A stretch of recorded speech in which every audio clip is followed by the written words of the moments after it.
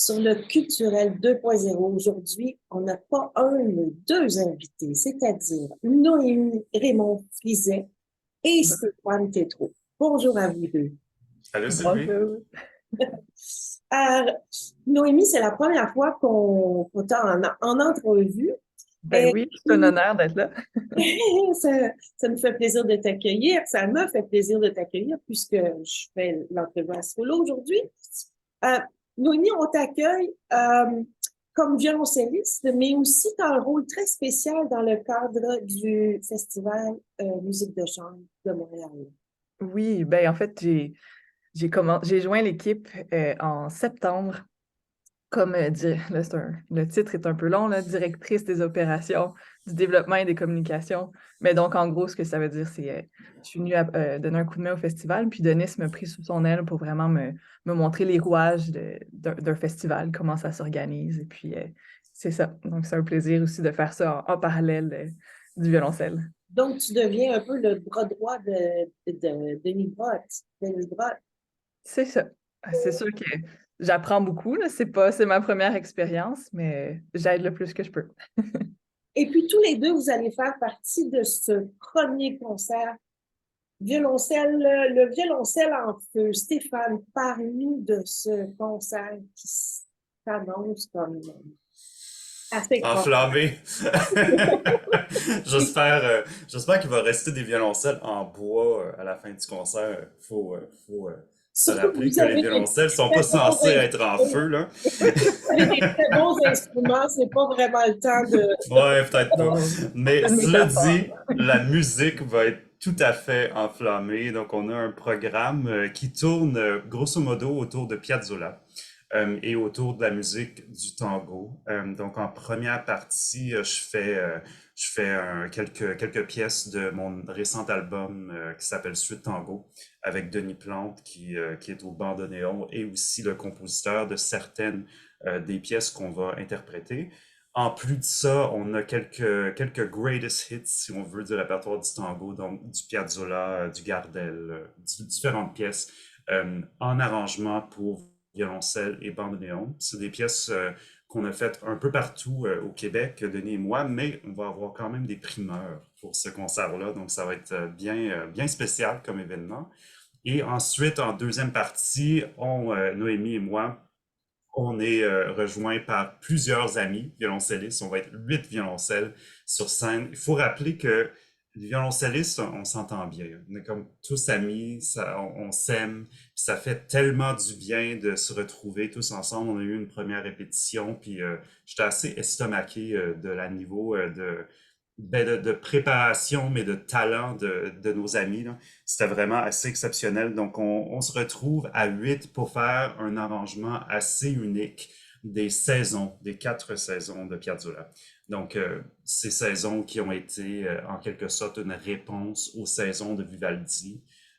Évidemment, ces saisons sont sous plusieurs formes, sous plusieurs arrangements, mais cet arrangement-là de James Bareillet est quand même assez spécial, assez fantastique et très impressionnant. Donc, on a super hâte de présenter ça au public. Noémie, peux-tu nous nommer les personnes qui seront sur scène? Parce que quand même, faut les nommer. C'est tous des Oui, virtuoses. tout à fait. Donc, on va être rejoint par Chloé Dominguez, Bruno Tobon, Benoît Loisel, Evelyne Métaux, euh, Marie-Ève Bock et Vincent Bergeron. Je pense que j'oublie personne. Non. Stéphane, si tu l'as oublié, tu es là pour. Tout va bien, tout va bien. Tous des violoncellistes fantastiques. Ouais, vraiment. On a beaucoup de plaisir. Oui, comment c'est venu cette idée-là, Stéphane, de réunir tant de violoncellistes et Denis au bandoneon? Mais je pense que c'est quand même la signature, en quelque sorte, du Festival de musique de chambre de Montréal. Dennis étant lui-même un superbe violoncelliste, ben, il aime bien apporter cette touche violoncellistique, si on veut, là, au festival. Donc, le concert d'ouverture, c'est comme une espèce de célébration du violoncelle. On ne manque pas de violoncellistes hyper talentueux au Québec et au Canada, comme le disait Noémie.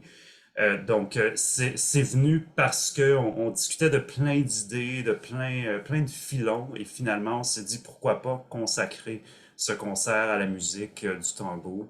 J'avais déjà ce projet avec Denis Plante, et on s'est dit ben, pourquoi pas explorer cet arrangement assez fabuleux des suites de Piazzolla, des saisons pardon de Piazzolla. Donc ça fait vraiment je pense un concert unique, vraiment à ne pas manquer. Oui. Noémie, en plus d'être directrice, bon, le titre que tu as nommé tantôt, euh, tu vas faire d'autres concerts à part le concert d'ouverture. Parle-nous des différents programmes dont tu feras partie. Oui, donc je vais faire 4 concerts en tout. Et le deuxième, après, dans le fond, le concert du 4 juin, ça va être le concert Conte de fées, le 11 juin, où on fait le Carnaval des animaux et Pierre et le loup. Donc, ça sera une des nombreuses occasions dans ma vie de jouer le cygne de Saint-Saëns. T'es pas tanné? Non, pas encore. Mais tu me disais que c'était la première fois que tu la faisais en version originale avec deux Oui, pianos, justement. exactement. Moi, Donc, je l'ai un jamais vrai fait niveau. avec deux pianos. Je l'ai fait Oh, avec ouais. un piano, avec une harpe, avec divers instruments, mais deux pianos, non, Ben là, c'est ça sent super. bien. Et L'année prochaine.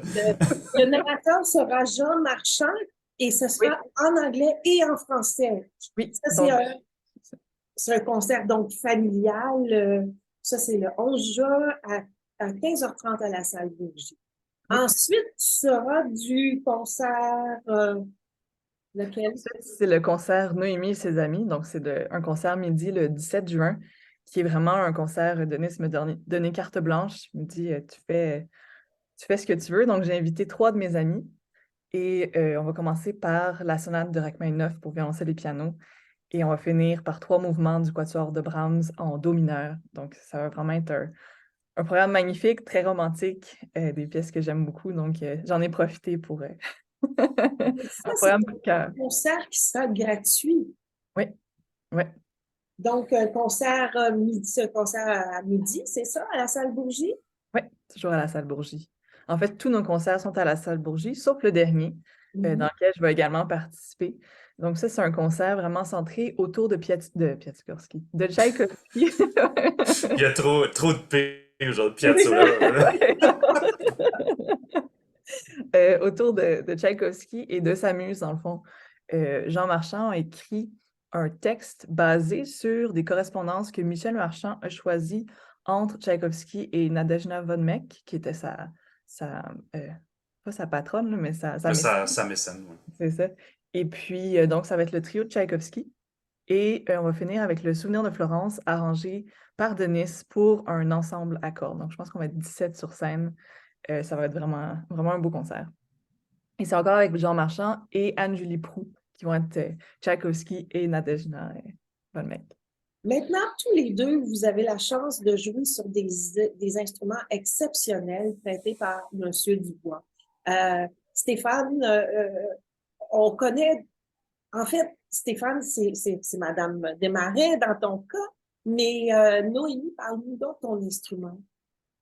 Oui, ben c'est un magnifique gaufrilaire qui s'appelle Ex-Curtis parce qu'il a déjà appartenu à l'Institut Curtis aux États-Unis. Mais bon, ça fait quand même un petit bout de temps qu'il est sorti de là. Je crois qu'il a été vendu en 1957, si je ne me trompe pas. Et puis, il a atterri dans mes mains en 2018. Euh, j'ai euh, j'ai eu un prix au tremplin et M. Dubois m'a appelé, il me dit ah, j'ai un violoncelle pour toi. J'avais déjà un violoncelle de Calimex qui était un gros instrument. Puis, j'avais demandé est-ce que je pourrais avoir un instrument un petit peu plus petit. Donc, après ça, M. Dubois m'a invité chez lui, me montrer le gaufrilaire. Puis, depuis ce temps-là, ben, c'est une belle histoire d'amour. Je l'aime beaucoup. Oui, oui. Non, c'est vraiment un instrument magnifique. Puis je me trouve très chanceuse de jouer. Parce qu'il faut rappeler que Monsieur Dubois est quelqu'un de très, très généreux qui prête des instruments Mm. parce qu'on sait que des instruments, ça peut... C'est important d'avoir un bon instrument. Et puis, vous avez cette chance-là. Stéphane, un petit mot sur le tien, pas par Monsieur Dubois qui t'est prêté, je m'excuse. J'étais dans mon éclan. Oui, en effet, c'est un violoncelle qui m'était prêté par Madame Jacqueline Desmarais. qui m'est maintenant prêté par sa fille, Sophie. C'est un violoncelle aussi assez exceptionnel de 1707, un violoncelle Stradivarius qui, bon, dans ses plus de 300 années d'existence, a fait le tour du monde. C'est un violoncelle qui a appartenu notamment à Bernard Greenhouse, le célèbre violoncelliste américain qui était aussi membre fondateur du trio Beaux-Arts. Sinon, c'est aussi un violoncelle qui a appartenu à Paganini, ce qui est assez exceptionnel. On ne sait pas si vraiment il en a joué parce qu'évidemment il était violoniste, mais il était également collectionneur d'instruments. Donc c'est un violoncelle assez fabuleux. Je pense que ben, nos deux violoncelles, Noémie, devraient bien aller ensemble, Ça va le bien. 4 juin. Ça sonne pas pire. En tout cas, le violoncelle, au moins. Ouais, c'est ça. Et puis après ce festival où Noémie, tu vas être pas mal beaucoup occupée. Qu'est-ce qui t'attend dans les prochaines semaines, les prochains mois? Est-ce qu'il y a des vacances de prévues à l'horaire aussi? Pas, pas avant septembre. Ouais, c'est un été pas mal occupé. Donc, la journée, directement après le festival, je m'en vais à l'Institut international IFITS. Je m'en vais enseigner la musique de chambre là-bas pour 3 semaines.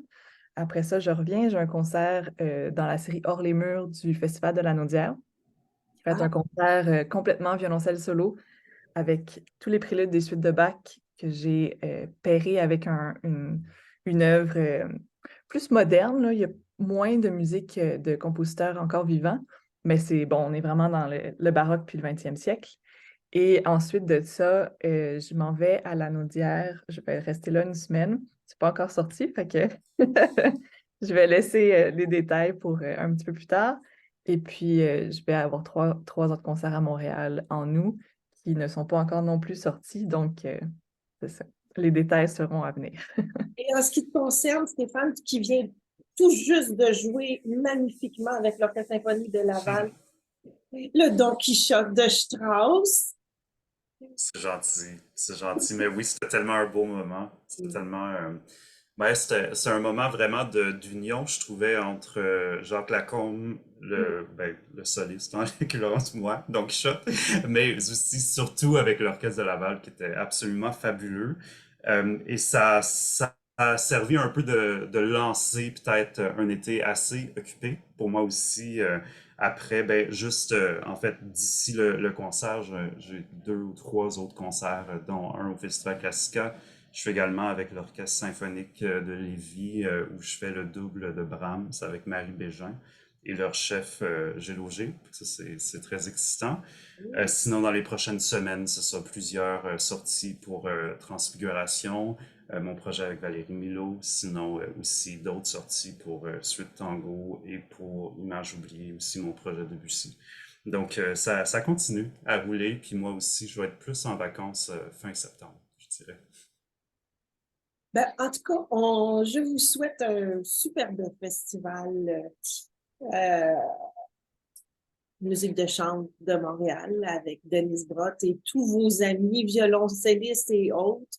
Puis je vous remercie beaucoup d'avoir pris le temps de faire une petite entrevue avec moi. Merci à Ben, toi, merci pour ton temps. Merci oui, beaucoup. À merci. bientôt. À bientôt.